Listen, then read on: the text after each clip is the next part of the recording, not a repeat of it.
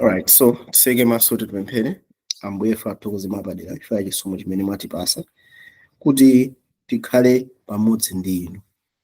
Dear God, tapatsidwa chisomo choposa kuti tikakhale amodzi mwa iwo amene akukwanitsa malemba pamene munena tino nzeru zachuluka kumapita nthawi.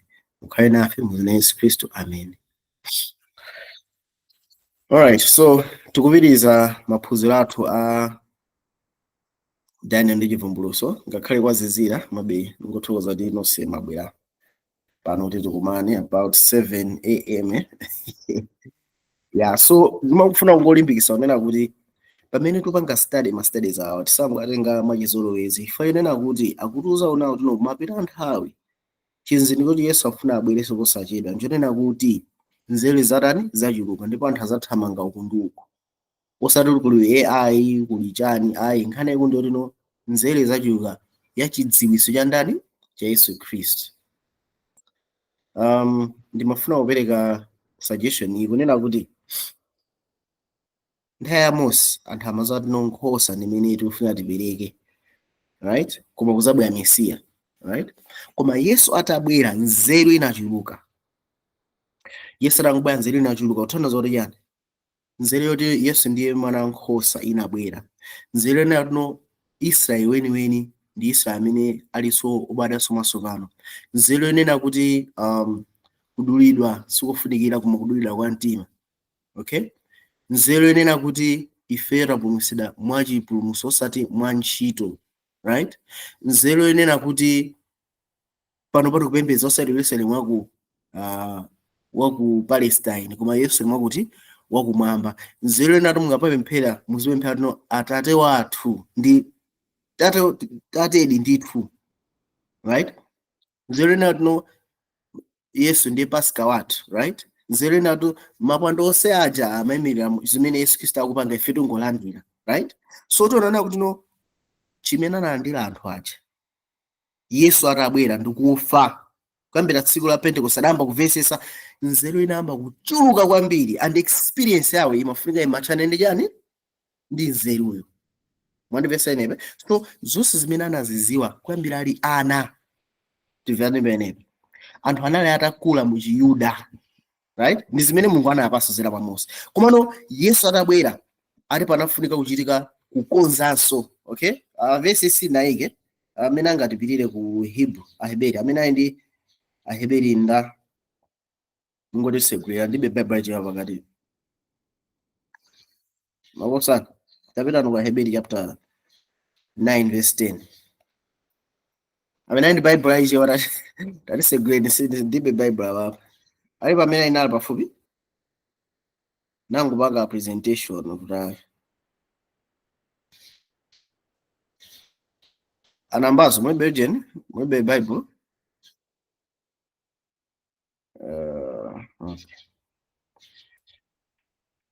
okay alright ningopita ndede pa okay alright ningoiza pa phone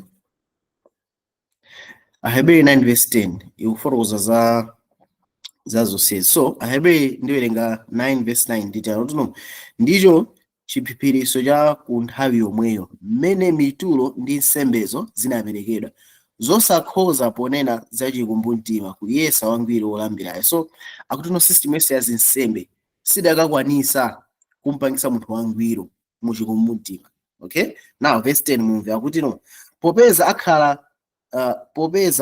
akhala zoyikika zathupi zokha ndi zakudya ndi zakumwa ndi masambidwe osiyanasiyana oyikidwa kufikira nthawi yakukonzanso. Mwa pamenepe nthawi zambiri makamba revival and reformation koma muzaonera kuti Yesu atabwera kunachitika kukonzanso. Kukonzanso kokuti chani?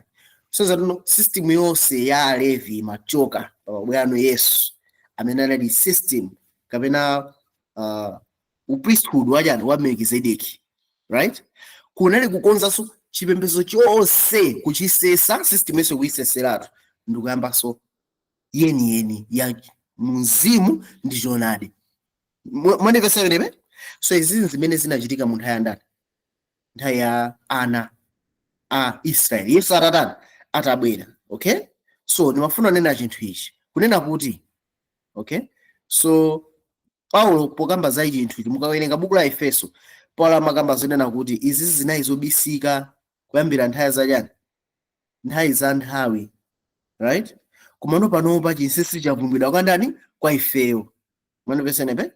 So Paulo mukawerenga buku la Efeso kuyambira chapter 3, okay? Efeso 3 verse 3 muna ndingopitapo kuti Efeso 3 ningopita mwachangu mufuni mwangamu. Efeso 3 verse yake ya 3 akuti no, ndi umo anazindikirisa chinsinsi mwa vumbuluso monga ndinalemba kale mwachidule. So Paulo mafuna nena chinthu ichichi, ifeyo pamene tikukhala mapeta nthawi, Daniel anawuzidwa anena kuti nthawi mapeta isanafike kuzakhala nzeru zikuchuluka.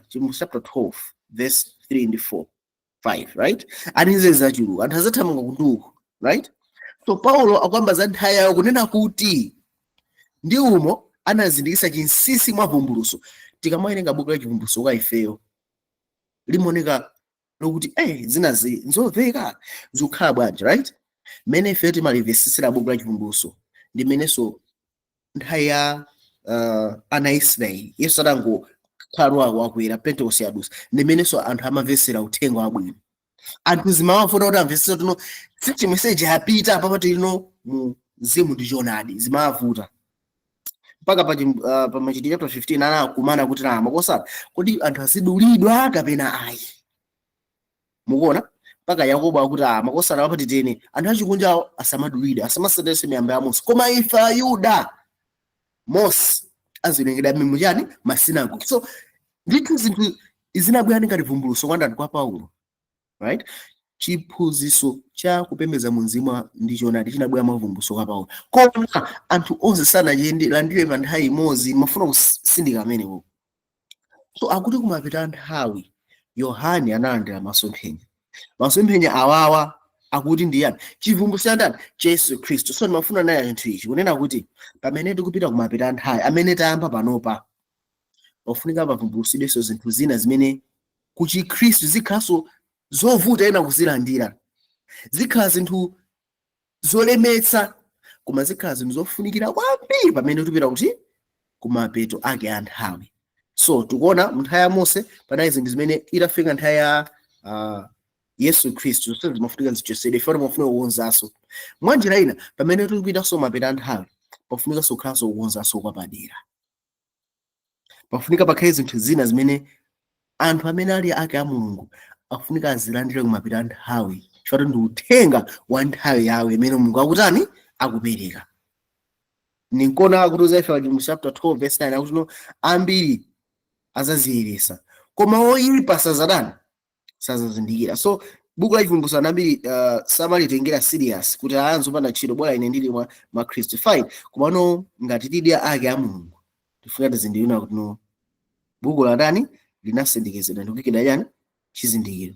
Koma kutuza ife mu chivumbuluso 12 na kuti no kumapetoko ambiri azatani azazitsuka. Chivumbuluso 12 verse 9 kuti ambiri azazitsuka ndi kuziyeresa nadzayesedwa ndi moto, koma oyipa adzachita moyipa, ndipo palibe mmodzi wa oyipa adzazindikira, koma aphunzitsi ndiwo adzazindikira. So chinthu ichi ndi chofunikira kwambiri kuti oyipa sazatani sazindikira yani, koma aphunzitsi azatani azazindikira. The wise shall understand. So nimafuna kukulimbikitsana nawo kuti bukuli tichite nalo. Ngati pali munthu amene ndi comment tisanayambe phunziratu iyo inali introduction yake. So sura ligi munthu amapereka ndi mangazano mena ndi comment tapereka pano.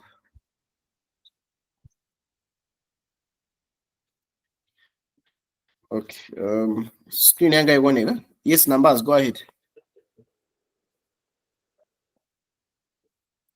Numbers mwanga nyiri kumasimu kuveka sinzo ngati muveka comment ka apa mundiva yeah muveka yes okay, thank you. Nimanena kuti verse mwamaliza nalolo kuti ambiri azazitsuka naziyeresa, it has to be Daniel osati chivumbuluso.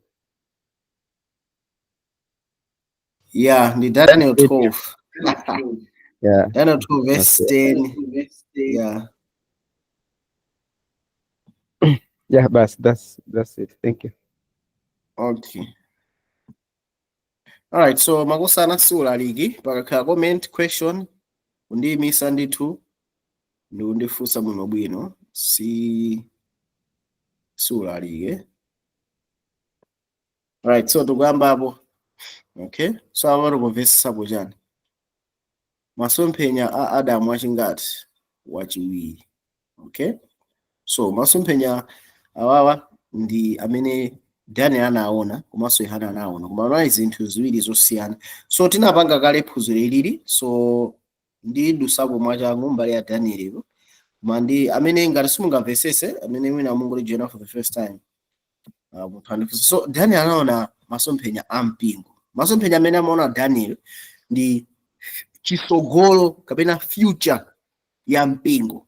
Okay, so Daniel anaonesera chinthu chimene ichi cha msogolo osati cha nthawi yake, right? So tivesa pali zinthu zingapo zimene tifunika tivesese. Okay, chinachitika chani? Masomphenya kwa Daniel anavuta kuti atani amvesese. Okay, chifukwa chonena kuti mene Daniel akuona masomphenya mu Daniel chapter 10 zinazonena kuti no waona kale masomphenya a masiku 2300 mu Daniel chapter 9, right? So zina zimamubalisa kuti zikhala bwanji. So ndi pamene Daniel amazaona masomphenya mu Daniel chapter 10, right? Ina ngati no Mulungu akumuonjezera benzeru kuti atani amvesese. Okay, so tikawika Daniel chapter 10 verse 1 amene atuno ndipo pa nthawi imeneyo zinthu zinakhala zikutani zikumveka. So tikaona masomphenya amafunika ayambe pamene Ayuda abwerera kuti ku Yerusalemu ayamba kumanga. So 200 days imafunika ayambe pamenepo. So Daniel mu Daniel chapter 9 anavesa ichi. So tikamafika Daniel chapter 10 akuti ndinamvesesa ndipo anayamba kusala masiku angati atatu, kuti akuona tino zaka 70 zizipita mapeto palibe chimene chikutani kuchitika pamene akusala. So context ya masomphenya ndi amene wawo. Daniel chapter 8 waona kuti no kanyanga ono kazaona unga chida chilichonse wabalika wakumuka. Daniel chapter 9 Mulungu akumuzira tamvesesa wakunena kwambiri kuti umvesese ni masomphenya. Daniel chapter 10 Daniel papanda kati ndamvesesa pamene anamba kusala masiku angati 3 weeks. Ali pamene sana verses zimene ndaforokoza amenewo. Mumamvenga context ya zimene masomphenya abwera. Alipo ngati simuna verses ndifunse ndiforokoza. Right. So chichitika nchani? Daniel anamba kusala masiku angati 3 weeks. Iyi ndi pamene amasala Daniel chapter 10 verse 2 to 3. Okay, so tikaona muno bwino kusala chakudya kumathandiza chani? Kumathandiza tuno tichonse zinthu zimene zimatabwesa muno ndikukhazikika pa werenga mawu a Mulungu ndikukhazikika pa Yesu. Tikumbuka Yesu anauza ophunzira ake Yuda akunena ifanya anaphunzira kusasa, anawuza kuti pano pali nani ndipo safunika asale, komano ine ndikachoka Satana azasala. Kuthandiza kuti chani? Pamene Yesu anali nawo amamuona, komano akakhale palibepo amafunika chikhulupiriro chitani chikuzike. So kuti chikhulupiriro chikhazikitso cha zinthu zimene sitiziona, chikhazikitso cha zinthu zimene timaziyembekeza. So Yesu anali nawo, komano chikhulupiriro chimafunika chitani chikule nkona pamene akuzamba kusala. So kusala kumathandiza kukuza yani chikhulupiriro. So kuna Daniel anasala pa nthawi imeneyi. Okay, so as usual muzindowerengera Bible inenso ndingatowerenga ndekha, otherwise kuyisanga ndiyitheratu. Okay, ali pamene angatowerengera Daniel chapter 10 verse 4 mpaka na 6. Yes. Ndipo tsiku la makumi awiri pambuyo anayi ndi mwezi woyamba pokhala ine mphepete mwa mtsinje waukulu ndiwo Hidikeli. Verse 5. Ndinakweza maso anga ndinapenya ndikuona munthu wovala bafuta womanga mchiuno ndi golide, ona waku Ufazi, thupi lake lomwe linanga berulo ndi nkhope yace ngati maonekedwe a mphezi, ndi maso ake ngati nyali za moto, ndi manja ake ndi mapazi ake akunga kuwawa wonyezimira, ndi kumveka kwa mawu ake akunanga phokoso la unyinji. Okay, so tikuona apo ndi chani? Atakuona chani? Masomphenya. So masomphenyawa chimene akuchiona apa tiona tino ndi chimodzimodzi chimene anaona ndani Yohane. Tikaona zinthu zingapo akuti akutiuza ife chani? Anaona munthu wovala yani bafuta. Bafuta ndi zovala zoyera. Mchuno mwake muli chani? Golide. Mwaona amenepe? Mchuno mwake muli chani? Golide. Thupi lake ngati berulo ndi nkhope yake maonekero yake ngati amphezi. So nkhope yake ili ngati yani? Mphezi, right? Mafuna tikhazika amene omwe. Maso ake ngati nyali za moto, manja ake ndi mapazi ake akunga mkuwa, right? So tivesa tisizikuyimira china chake. Now ndimafuna unena chinthu ichi. Ineyo mukamayenda ndikuona mphaka akudusa nsewu. Zimathandiza kuti yala. Sizithandiza kana ali konse. Koma mukamaonera filimu, right? Ndikuona mphaka akudusa nsewu. Nditi zikuyimira china chake. Chifukwa yani? Director wa filimu yo wachita kuyika kuti mphaka aduse chani? Nsewu. Nditi zimene zikhala zofunikira mu filimu ndimafuna neno kuti amwene zimene tikuziona. Yeah. Watu loti kuona mphaka akudusa nsewu utandoza matsoka ara amwene. Ayi izo zimene anthu akuda manena kumano mphaka sizikudusa nsewu angodusa basi. Okay. Munafuna kagwire khoswe. So nkhani ndinena kuti ngati pakuveka mphaka kudusa nsewu mu filimu. Ndere mu filimu pali chimene director afuna aonesere. Munafuna aonesere anthu akumana ndi tsoka. Kumano muyenene mphaka akudusa. Zibe ntchito. Ife kwathu timasunga mphaka amadusa nsewu chani pepe chimene chitika choyipa. So chimene tikumuona apa pa Yesu atavala golide belt, mapazi miyendo yake yangati yamkuwa bracelet. Kuona so nena kuti maso ake ali ngati moto, nkhope yake ngati mphezi. Zonse zikhala zofunikira kwambiri kuti tizimvesese chifukwa chokuti Yesu samaoneka chonchi, wachita kuyikira chonchi masomphenya kuti ifeyo timvesese china chake. So mene tinkapanga Daniel chapter 10 tinaona kuti mayankho onse amene adakaperekedwa kwa Daniel anali otheka chifukwa cha nani? Cha Yesu Khristu, right? Chifukwa chakuti chani? Adamu adatigulitsa ife ku tchimo ndi imfa, tinali ngati maprisoners akandana Satana, right? Koma kudzera mwa Yesu Khristu titha kumuyandikiraso Mulungu without any problems. Titha kubwera kwa Mulungu opanda kumuphwanyira ufulu. Sinanga pali legal issues. Ife tinagulitsidwa kudzera mwa Adamu kwa Satana. Ndiyo tinali yake. Mulungu samafunika apangenso interfere. Koma Mulungu akwanisa panga interfere chifukwa kuti yani pali lonjezano la ndani? La Yesu Khristu. So pamene Daniel akupemphera anthu akabwerere, pempho lili kuyankhidwa kudzera mwa ndani? Chifukwa cha Yesu Khristu. Chifukwa pali lonjezo lokuti Yesu Khristu atani? Abwera. Ndipo chifukwa chimene chocho ngakhale anthu anagulitsidwa kwa Lucifer, tchimo ndi imfa, right? Mapempho athu atawavekabe chifukwa cha lonjezo. Chifukwa pa nthawi Yesu anasatatani asanabwere ninkona masomphenya akuoneka. Ndakumuonesano Daniel zomuyenereza Yesu. So tikaona masomphenya ichi ndi chithunzi chabe sizoti amaoneka kuti kwano chikufanana kwambiri. Ali nkhope yake naye ngati yani? Mphezi. Maso ake malawi ya moto zikufanana, belt ya golide, manja miyendo mkuwa, right? And chithunzi chichi chimanisangalatsa ife anayesesa kumuonesa Yesu mene akuonekera. Ndifane ndikulimbika kuti ndi Yesu. Tiona nayo kuti andiyoti. Tandozeni ngati video iyi kupanga play. Mukutha kuyiona?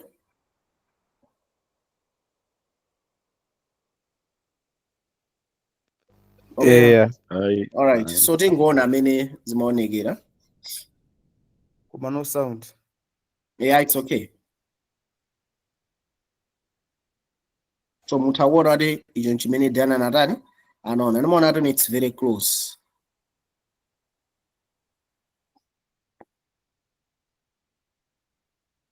Yeah, so iyo ndi artist impression chabe. Kumana ioneka kuti kwa ine imaoneka kuti very close. So tipite ndi chivumbuluso. Tiona kuti zilumikizana bwanji. Wina atowerengere pa Daniel chivumbuluso chapter 1 verse 13 mpaka 15.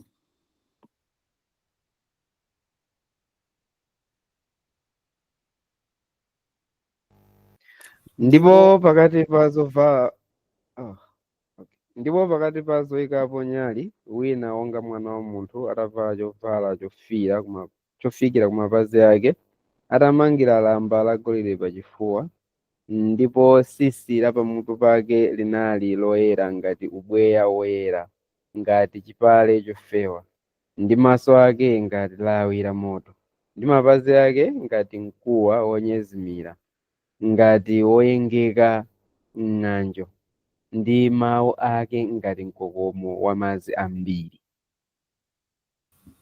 Okay, so tikaona masomphenyawa ndi zimene Daniel anaona, tiona tino akukamba za chinthu chimodzi ndi Yesu Khristu. So Daniel anaona kuti mapemphero athu onse zonse zokhuza anthu a Mulungu, right, kuti apambane zonse ziwulira pandani pa Yesu Khristu. So Yohane asanaone masomphenya anaona chithunzi tuchi. Now imangofuna kungosusa zinthu zina akuti yani ati sisi lapa mutu pake linali loyera ngati ubweya woyera. So muchizungu amati no white as wool.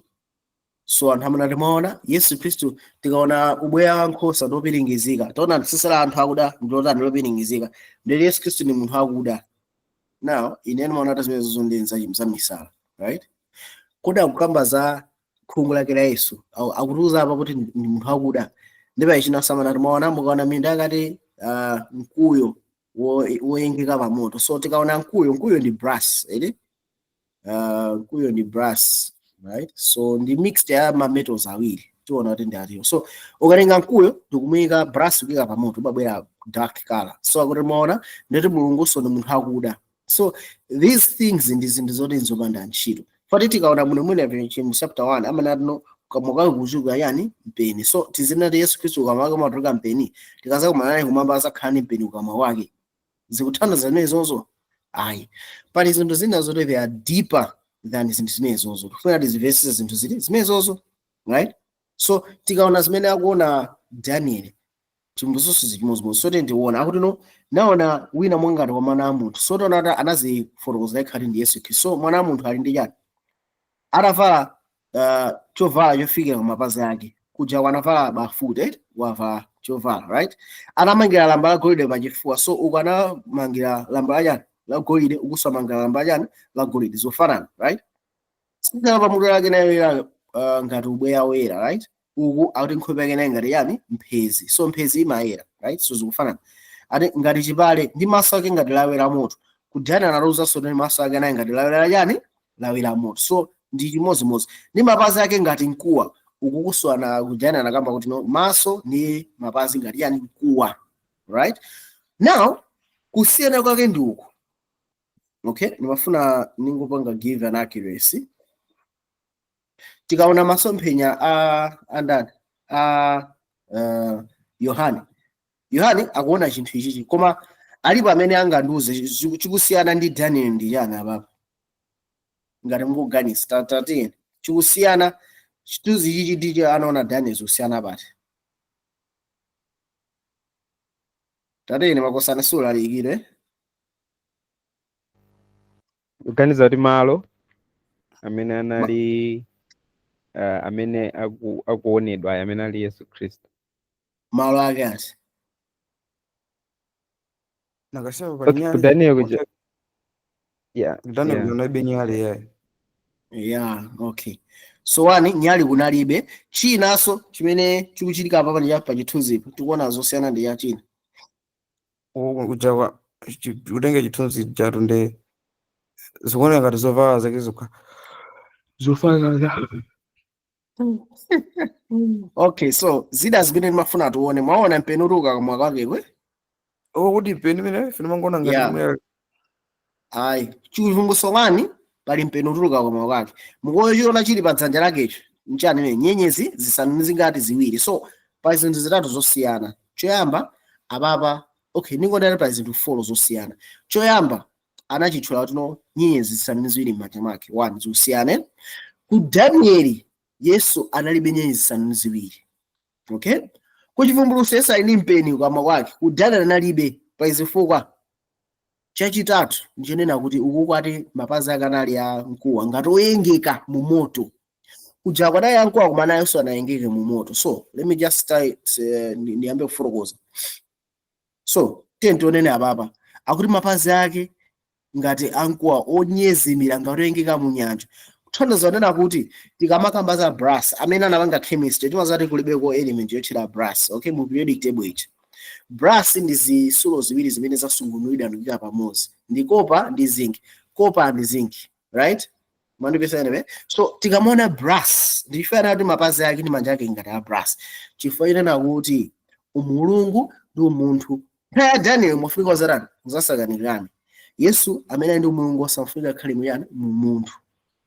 Koma mene Yohana akona masomphenya zinthu zarani zachitika kale ifati pamene Yohana akona masomphenya Yesu ali kuti ali kumwamba. So akumonetsera kunena kuti chinthu chimene chinalosedwa chatani chatheka ndipo mkuwawo wayengeka mu moto, meaning to say that no Yesu Christ experience imene anadusamo after ma trials mikungirima. Anakumana ndi mayeseroso watana wagonjesa, anakumana ndi imfa pamtanda after kuti anapangida iye tchimo Mulungu anamusiya wagonjesa, ndipo wagonjesa yani imfa chifukwa tinosana chimwe wakwisida, right? So nkona kunena kuti no golide woyengeka muchani akamba za mkuwa eti woyengeka muchani munyanjo. I hope amapeka amene mbope. All right, so point number 2. So tenti amene kuona chimozi ndi chimozi. Yeah, Anambas, Stian, go ahead, Fusan. Your hand was up. Sorry. Okay, all right. So, as I said, pakariba yosusa mutaobereka. All right, so tenti amene kuona za golide. Golide akutanda tambe kuona golide chimene amavala payani pachuno pake. Pate golide akuyimira jana. Amene angalenga Efeso 6:14.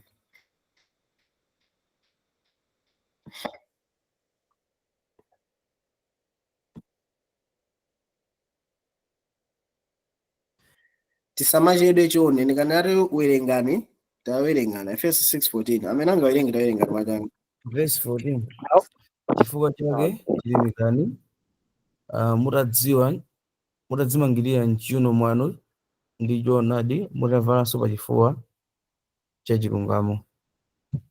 Yeah, so agamba tino atiti ilimike mchiuno mwathu titavala pa chifuwa cha chilungamo. So tikamakamba chilungamo choonadi anthambira kamakamba za choonadi amakhala kamba za doctrine ina yake. Mwana tikamakamba za choonadi Yohane chapter 1 verse 14 akuti yani verse 17 ati chilamulo chinadza kuzera mandani mwa Mose koma choonadi chinadza mandani mwa Yesu Kristo. Choonadi ndi chisomo. That's Yohane chapter 1 verse 17. So kuluza ifuri yani the whole system of law inali ngati chithunzithunzi kwambira nkhosa wansembe chikachisi jajo everything chinali chithunzithunzi chogwirika ndi Yesu Kristo.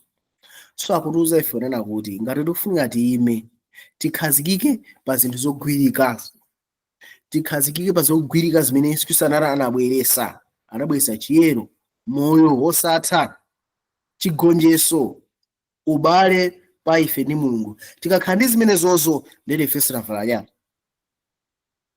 golide pa chifuwa chathu zomwe akamba Paulo.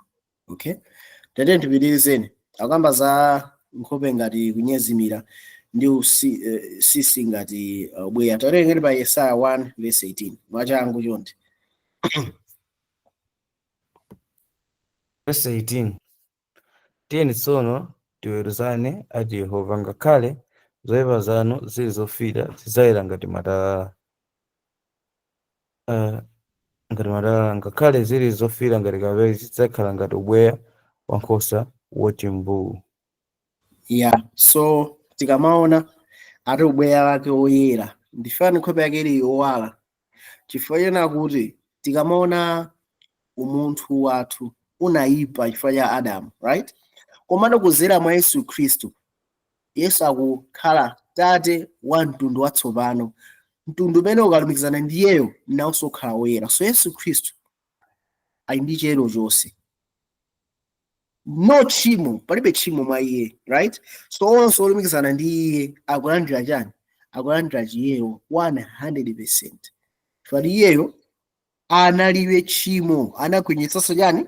Tchimo, right? Nikuona sisi yake lilano loyera. Sisi utana zati totati iyeyo ndikuti basi ni munthu akuda nkuona sisi yake lopenikizika. Nkhani yake sisi imeneyo yani. Nkhani yake ndio no, the hair is white as wool. Nkhani no palibe tchimo. Okay? Tete ntioneni maso ake ngati moto. Masalimo 17 verse 8. Verse 8. Ndisungeni monga kamwana nkadiso, ndifungatireni mu mthunzi wa mapiko anu.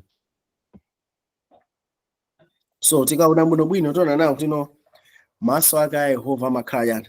Amakhala pa ifeyo. Ndikuona kuti maso ake ngati yani? Moto. Moto matani? Moto mayeresa, right?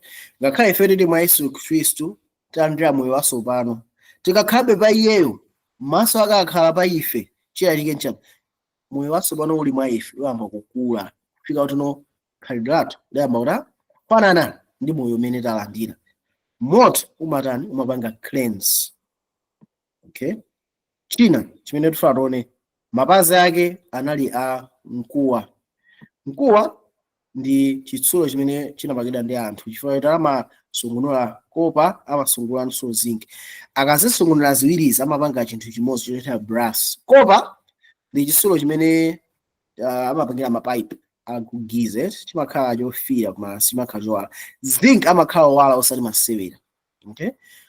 Kopa ndi olimba, zinc ndi ofewa. So mukazisakaniza zinthu izi zimapanga chitsulo choti ncholimba kwambiri komanso ndi chowalanso kwambiri. Tapamva pamenepo? So umulungu ndi umunthu nalani unakhala pamodzi kuti apange chani? Apange umunthu watsopano, umunthu umene ulibe tchimo, umunthu umene sunagonjere tchimo, umunthu umene unalumikizana ndi mulungu mwangati nzake, umunthu umene unagonjetsa tchimo ndi imfa.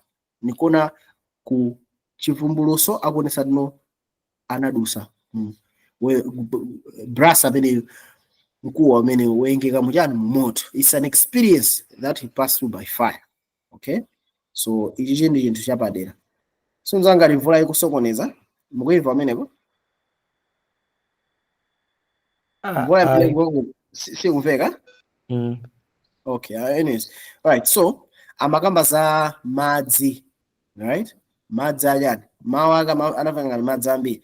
Tere ngeni pa Isafere verse 8 ali yani. Verse 8.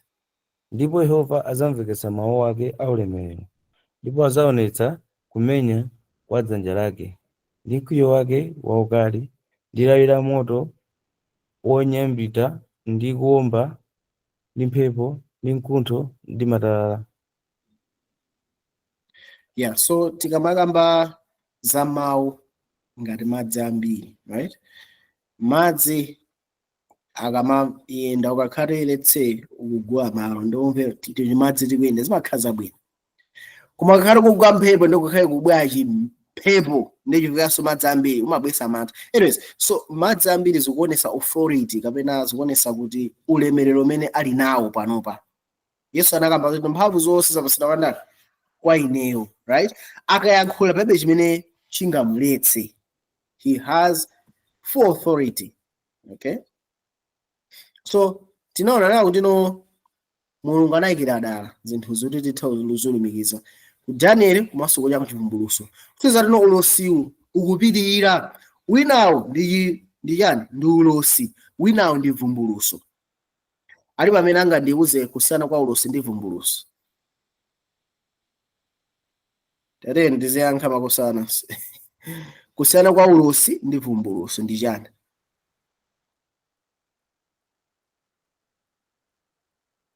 Frederick, taluzeni. Ulosi ndi vumbuluso zimasiyana kuti chani? Ulosi si ndi atsogolo chimene? Yeah. Vumbuluso ndi chinthu chimene chitike mwina ovumbulusa chinthu chimene. So ulosi ndi chinthu chimene chikutani chili mtsogolo. So Daniel anaonesedwa chani? Ulosi, right? Pamene Yohane akuonesedwa vumbuluso la zinthu zimene zatani zilipo kale. So Daniel chapter 1 akuonesa zimene zilipo kale, right? So as we have said, vumbulutso ngati zimene zasaonarani kuchitika, okay? So Daniel ndi chivumbulutso ngati mabuku awiri amene alolumikizana, osati apapokha, komanso na machapter ambiri ndolumikizana osati masewera, right? So Daniel amaonesa zimene zachitike, pamene Yohana akuonesa zimene zarani zachitika. Now, kusiyana kwa masomphenya awiri wandu kuti chani.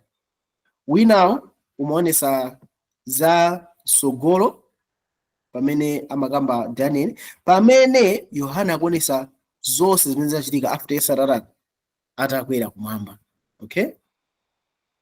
So chinanso nchonena kuti chinthu chitakhazikika kwa Yohana kunaonesedwa zoonadi zina zokhazikika zasopano, right? One, tinaona nawo tuno nthawi ya Daniel mulosi panalibepo chani, panalibepo zoyikapo nyali 7. 2, tinaonanso tuno nthawi ya osasipepani, nthawi ya Daniel kunalibepo zoyikapo nyali 7. nthawi ya Daniel kunalibepo zoyikapo manja nyenyezi 7. 3, tinaonanso nthawi ya Daniel Yesu analibe mpeni kuchokera kukamwa kwake. Chinanso tinaonanso tuno nthawi ya Daniel Yesu analibenso chani, analibenso mapazi oyengeka mkuwa oyengeka mmoto, ayi nayi mkuwa chabe. So uko kusiyana ndikofunika kwambiri kuti kuvesese, okay? So tatewerengereni ife kuti mpeni imene ukuyimira chani. Chivumbulutso chapter 1 verse 16 amene angatiwerenge tawerenga. Verse 16. Ndipo dzanja lake lamanja munali nyenyezi zisanu ndi ziwiri, ndi mkamwa mwake datuluka lupanga lakutha konsekonse, ndipo nkhope yake ngati dzuwa lowala mphamvu yake. Yeah, so tapana pamenepe. So mudzanja lake muli chani, nyenyezi zisanu ndi ziwiri, mkamwa mutuluka chani, lupanga. So nkona ndimenena kuti umusi mmene Yesu amaonekera, okay? Chimene chitika nchani, izi zikuyikira dala kuti tivesese ulosi. Ifati kodi tikazamonesa azakhala ndi chimbenedwe pakamwa mwake, ayi uwu ndi ulosi, right? Iyi ndi vumbulutso za zinthu zotani zoyikika kuti tivesese zinthu zina. So akuti chani, kodi mpeniwo umayimira chani, Efeso 6 verse 17. Efeso 6:17 tuwerengereni.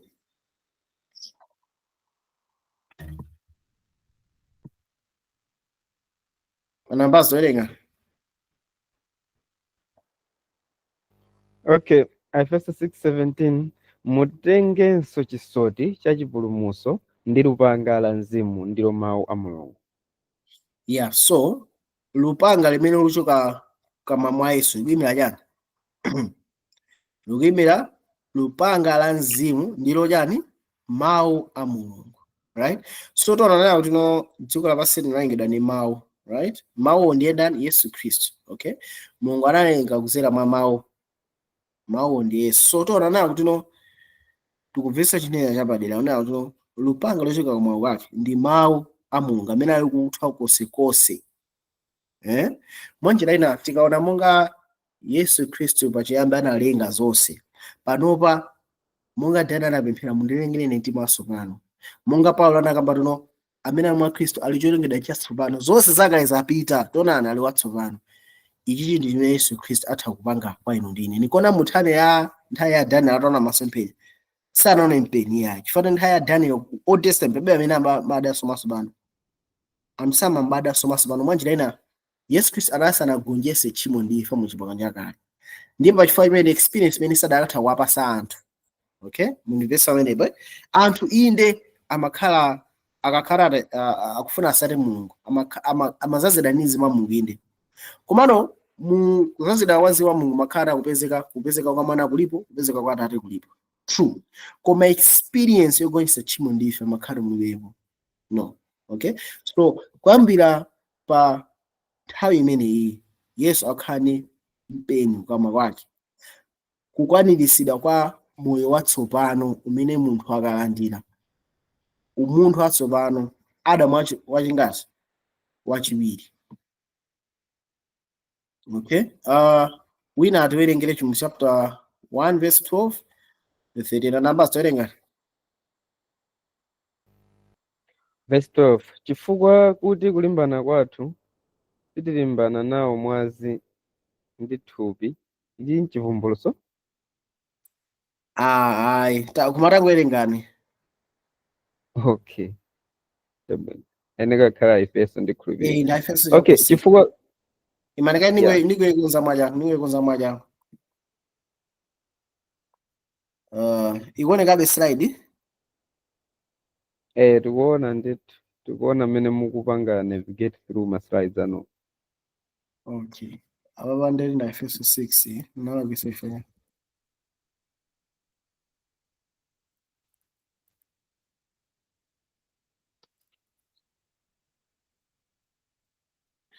Okay, ndiwerengere.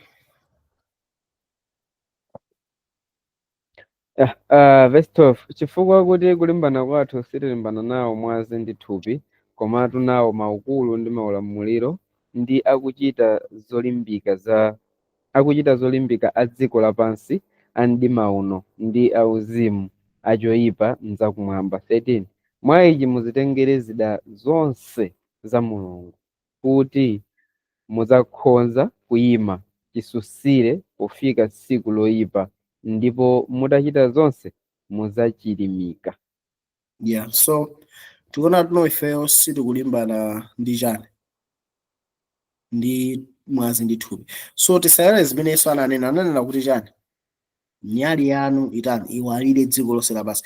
Inu ndi nyala ya chani ya dziko lapansi. So ifati pa dziko lapansi pali mdima, nikona Yesu asa nyali kuti iwalire pa chani pa dziko lonse. Okay.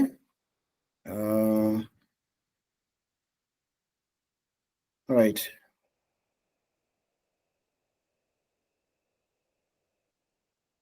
Okay, I think abamba slides anga anasokonekera. Okay, ningowerenga Chipulumutso 1 verse 20. Chipulumutso 1 verse 20 C. Alright, so ndikuwerenga Chipulumutso 1 verse yake ya 20.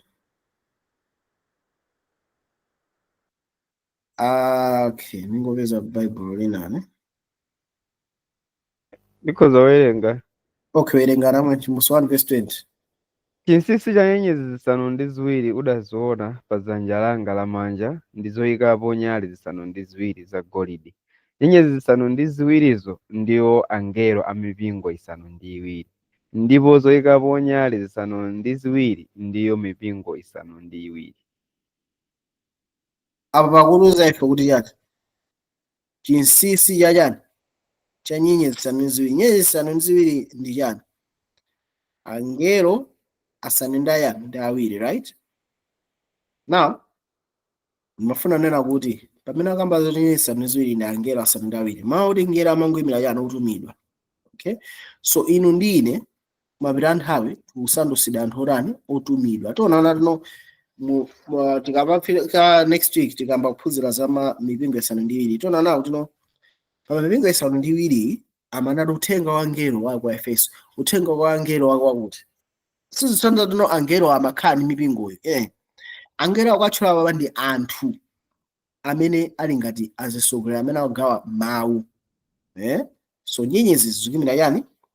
Zikuyimira anthu. Okay, mwina kuti ziveke kwambiri ndiwerenga chizungu chifati chichwa chinabalika. Numbers tapita ku Daniel chapter 12. Daniel 12 kuti ziveke. Mafikapo Daniel 12 verse 3. Tawerenga Daniel 12 verse 3 nchicho ndiwerenga chizungu ine. Yeah. Okay, Daniel 12 verse 3. Ndipo aphunzitsi adzawala ngati kunyezimira kwa thambo, ndiwo otembenuza ambiri asate chilungamo ngati nyenyezi ku nthawi za nthawi. Okay, translation iyi ndikuwerenga mu application dijana panga brother Kennedy ndese ndodziwa kuti kaya it's exactly so ningowerenga sene chizungu. And they that be wise shall shine as the brightness of the firmament, and they that turn many to righteousness as stars forever and ever. So nkhana ikuti mangufuna usindika unena kuti ara anthu amene aralemeniza anthu ambiri kumapita nthawi, right? Azawala ngati thambo lakumwamba, azawalanso ngati nyenyezi nthawi za chani? Nthawi za nthawi. Tamva pamenepo akuwala ngati nyenyezi ndi anthu. Ninkona nyenyezi zimawala anthu ya mdima. Ninkona Yesu chifukwa dziko lapansi lili mu mdima akugwira chani nyenyezi zisanu ndi ziwiri m'manja mwake. Komanso pali chani nyali zisanu ndi zingati ziwiri. So anati no nyenyezi zisanu ndi ziwirizi ndi angelo. Koma tikaona mutona angelo amene awa ngelo amakuthandiza kutumidwa. So sindano nyenyezi zisanu ndi ziwiri ndi miyoyo ya anthu amene azipereka kwa iye. 1 2 akuimanso pakati pa nyenyezi zisanu ndi ziwiri amene ati ulula kuti ndi yani mipingo isanu ndi iwiri. Mwanjana na Yesu Khristu ndiye Adamu achiwiri amene akuyenda pakati pa yani pa mpingo wake kuzera mwa mzimu wake. So taterengeni maene baba Yohane chapter 10 verse 7 mpaka 30. Yohane 10 verse 27 mpaka 30 werengeni. Nkhosa zanga zimva mawu anga ndipo ine ndizizindikira ndipo zinditsata ine. Ndipo ine ndizipasa moyo osatha ndipo sizidzawonongeka ku nthawi yonse. Ndipo palibe munthu adzaziwatula m'dzanja langa. Verse 29. Atate wanga amene anandipasa izo ali wamkulu ndi onse, ndipo palibe wina angathe kuzikwatula m'dzanja la Atate. 30. Ine ndi Atate ndife amodzi. So ababa pamene pamaphwasira to this notion imene khola ni mpingo wathu. Palibe mpingo umene ungapange claim this thing. Akamakamaza khosa zina sizakhola ili akukamba kupezeka kwa munthu m'manja mwa ndani mwa Yesu Khristu. So kuchivumbulutso atonesa zimene nena Yesu about in literal terms kuti no Yesu nyenyezi zisanu ziwiri m'manja mwake. So inu ndi ine ngati tili mwa Yesu palibe so chiopsezo kuchopulumutso yake palibe chiopsezo ina chiyonse as long olotera khatita akuisa kotani mafe as long as tikufuna tikhabe m'manja mwa Yesu palibe chimene chingati kwatule ife m'manja mwake. Kwani ndife ana ake ndipo ngati tili ana ake ndipo talakwisa iye monga ngati kholo lathu Adamu achiwiri atilangiza ife atibwezeresa kuchikumbutima thandaza yonje. So ife tikhala menemu kufika nthawi imene tingafune kuchokamo kuti abasi nesu nikufuna kumano as long as tili menemu palibe angati kwatule m'dzanja lake. Ndawo kamba sinati no Atate wanga anandipasa izo ndi wamkulu kuposa onse ndipo palibe amene angakwatule muyani dzanja lawo. So khola ni mkhala muzanja la Atate ndi chani ndi la Mwana. Zitheka bwanji mzimu wa Mulungu khalima ndani mwa inu ndi ine. Nikono mapeta nthawi kwamba tino nyenyezi zili yani manja mwake. Sinza tino amene azawale ngati nyenyezi kumapeta nthawi na anthu amene azindikira tino ndi nthawi yani yakukonzanso. Si nthawi ndizikakamira kuti ndine member la chiblogo ichi ndine member la mpingo wakuti ndine member la wakuti koma anthu amene akudusa mapeta nthawi na anthu amene azindikira tino kuti ndiwale ngati nyenyezi kuti nyali yanga isazime kumapita nthawi pamene mdima wandi anawala kuta dziko lonse ndifuna ndikhazikike mwa Atate ndi mwa Mwana. Ichi ndi chinsinsi chimene chalulidwa Danieli kulumikizana ndi chani ndi chivumbulutso. Suzanga namwe ndi comment makosana.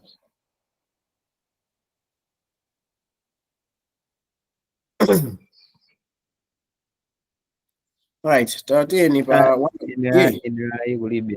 inayi kulibe comment. Okay, 1 Korinto 15 verse 45 toerenga. 45. Koteronso kwalembedwa munthu woyamba Adamu anakhala mzimu wa moyo, Adamu wotsirizayo anakhala mzimu wakulenga moyo. 48. Ndipo wanthakayo ateronso anthaka. Makamaka ndibwerezenso 48. Monga wanthakayo ateronso anthaka ndi monga wakumwamba ateronso akumwamba. 49. Ndipo monga tavala fanizo la wanthakayo tizavalanso fanizo la wakumwambayo. Yeah, so papa ni very clear kunena kuti no pali maadamu angati awiri. So pamene Yohane akona masomphenya akona masomphenya Adamu achingati wachiwiri. Monga ifeyo tinali wa Adamu oyamba tinabada mu tchimo ndi imfa. Sitinachitepo kanthu titibade mu tchimo ndi imfa kumatabada ifa no ndimene zinthu zimayendera mu chilengedwe. Komanso nchimozimozinso mu chilengedwe kuti pamene tabada somanso pano sitinapange kenayi konse koma tikupasidwa chiyero ndipo tikupezeka ndife otani olungama fa moyo umene uli mwa ife. Monga tinavala chifanizo cha tchimo ndi imfa kudzera mwa Adamu woyamba, ifenso tikuvalanso chifanizo cha chiyero ndi chilungamo ndi moyo mwa Yesu Khristu. So izi ndi zinthu ziwiri, miyoyo iwiri, ma destinies awiri. So Yesu Khristu wagonjetsa, so ife tikuvala moyo wake, tikukhala ndi moyo wake, tikukhala olungama, tikukhazikika mwa moyo wake. So akamakamba za ichi ndeti tili muzanja lake. Okay? So ichi ndi chachikulu chimene Mulungu akufuna kuti tikhazikike. So ndimafuna kunena kuti zoyikapo nyale zisanu ndi ziwiri ndi mipingo isanu ndi iwiri. So next week tiyamba kuona za mipingo imeneyi imodzi mpaka timalize, right? So akamba zino zoyikapo nyale zisanu ndi ziwiri ndi mipingo isanu ndi iwiri ndi utunthu wonse wa mpingo wa Mulungu kufikira mapeto nthawi. Okay? Pamene tikamona nyezi zisanu ndi ziwiri, right, ndi azisogoleri kapena azitumiki a Mulungu kuyambira kumayambiriro a nthawi amene Yohana amaona masomphenya mpaka mapeto nthawi. Chifukwa chake Daniel ananena kuti aphunzitsi azawala ngati chani nyenyezi, aziphunzitsi ndi anthu amene amakhala ndi mphatso yophunzitsa mipingo, right? So ichichi aziphunzitsi amene awa ndiwo akukhala m'manja mwake mwa ndani? Mwa Yesu Khristu. Okay? So ndimafuna nena kuti mipingo isanu ndi iwiri sizoti ni mpingo wakuti kapena mpingo wakuti ayi, koma ndi magawo a anthu a Mulungu amene akukhala mu nthawi. Okay? So tizaona kuti tikamakamba za mipingo isanu ndi iwiri, mipingo 4 mapeto nthawi yonse Yesu azayipeza. Kuyambira Laodikaya, Philadelphia, Sarde ndi Thyatira, atatuwa azawapeza ndithu. Okay? Yeah, so ndiyonjo ndithu. Okay? So tikamvesesa chinthu choyikika chimenechi ndoti tikhala tino mitu yathu yatani yaseguka. Okay? So tikufunira ndithu kukhazikika mu mawu, yeah. So tikuona natino Thyatira, tikaona ngakhale Sarde, Philadelphia, Laodicea, ni mipingo imene Yesu analonjeza tino azayipeza. So mipingo isanu ndi iwiri ndi mpingo umodzi wina yake uwo kapena wina uwo ayi, ndi nthawi imene anthu a Mulungu akukhala komanso ma different mindset anthu, right? So mafuna ngo fotokozaso nayo tikamakamba za mpingo timakamba za ecclesia. Pano pati kamakamba za mpingo umapemphera mpingo wanji ndeti tikufunsana, umapemphera kwa amboni, umapemphera ku assemblies. Mono mpingo memera ecclesia imathandiza chani? Oyitanidwa. Mpingo umayitana oyitanidwa kapena gulu la anthu amene akumana, kapena amene ayitanidwa, right, kuti akhale mwa Yesu Khristu, kapena ma citizen achani akumwamba kapena dziko lapansi mwa Yesu Khristu. So tikamakamba za mpingo sitikamba za denomination, sitikamba ra wanda 7 awandambona akatolika ayi. Okay? Tikamba za gulu la anthu amene lili. So mipingo isanu ndi iwiri ndi imeneyi. Alright? So mipingo imene ndi imene inali ku Asia Minor inali ku Asia. So inalipo imene mapo ake ndi amenewo. Inalipo ndi yokhazikika. Efeso, tikamakamba za Efeso, amalemba kale Efeso kumakamba ku Ephesus. Okay? Unaka Ephesus, Smyrna, Pergamos, Thyatira, Sardis, Philadelphia ndi Laodicea. Okay? So mipingo isanu ndi iwiri ndi imene yoyo. Okay? So tona nawo tuno ndi magulu a anthu amene anakhala ndipo ndi magulu a anthu amene Yesu anayenda nawo. Right? So pachifukwa tino tamaliza presentation yathu, mafuna kungoyitanira mapadera kuti no next week tinyamuka pompa tiyamba ndithu kuona za mpingo woyamba wa Ephesus. Okay? Ndipo next week tizamanga define kuti tikamati mpingo tikuthandiza kuti chani.